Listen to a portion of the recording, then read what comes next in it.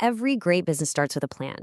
But for a lot of people, the words business plan just sound like a huge mountain of paperwork. Well, in the next few minutes, we're going to give you the blueprint. We're going to turn that mountain into a clear, actionable path to success. So you've got it. You've got that spark, that amazing idea. But what's the first real step? How do you take that thought floating around in your head and make it into something real? What's the bridge from your vision to an actual viable business? That's the big question, right? And it all starts with one crucial document. And that document, well, that's the business plan. And no, it is not just some boring homework assignment for investors.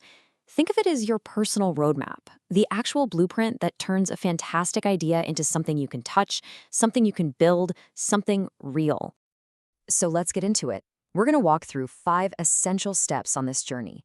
We'll start with the why, then we'll define your big idea, figure out how to find your customers, build the machine that serves them, and finally, map out what your future looks like. Let's go. First things first, let's talk about why a plan is so powerful in the first place.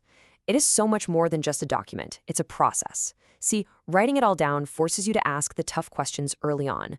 It makes you spot potential problems and get super clear on your goals before you sink your time and money into it.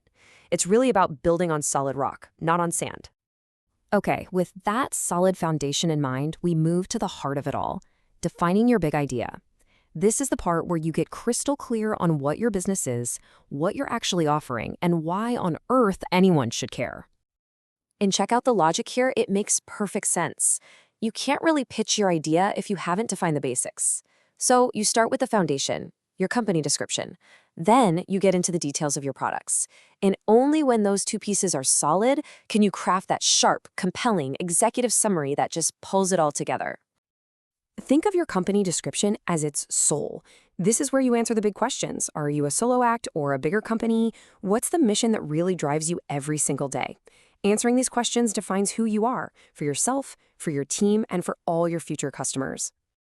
All right, here is the golden rule of business plans, and you gotta remember this one. Write the executive summary last, but always, always put it first. Why? Simple. It's your hook.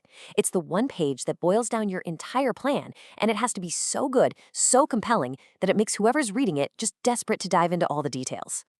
So once your internal vision is totally clear, it's time to look outside. Because, let's face it, a great idea without customers is just a hobby.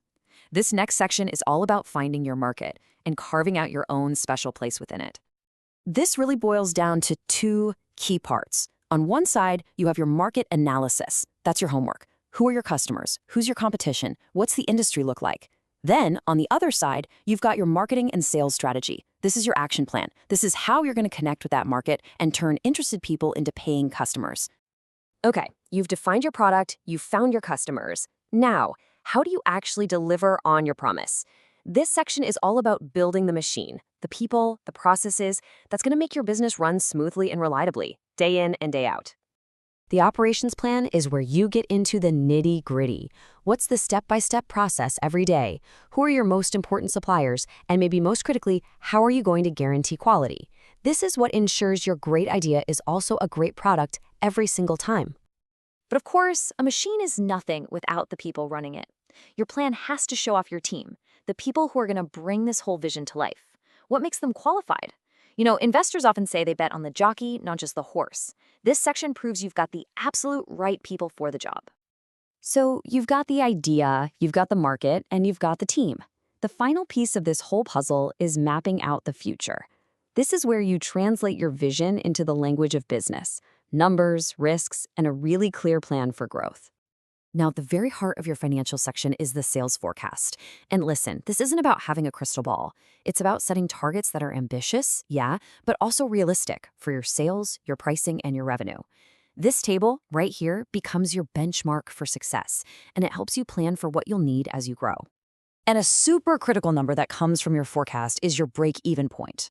Put simply, this is the exact moment when the money coming in perfectly covers all your costs. When you calculate this, you know precisely how much you need to sell just to keep the lights on. This isn't about profit yet, it's about survival. And every single founder has to know their number. But let's be real, no plan is complete if it doesn't acknowledge the risks. A smart entrepreneur doesn't just ignore potential problems, they see them coming. This framework helps you identify what could go wrong, Figure out how bad it could be, and, most importantly, plan your response right now.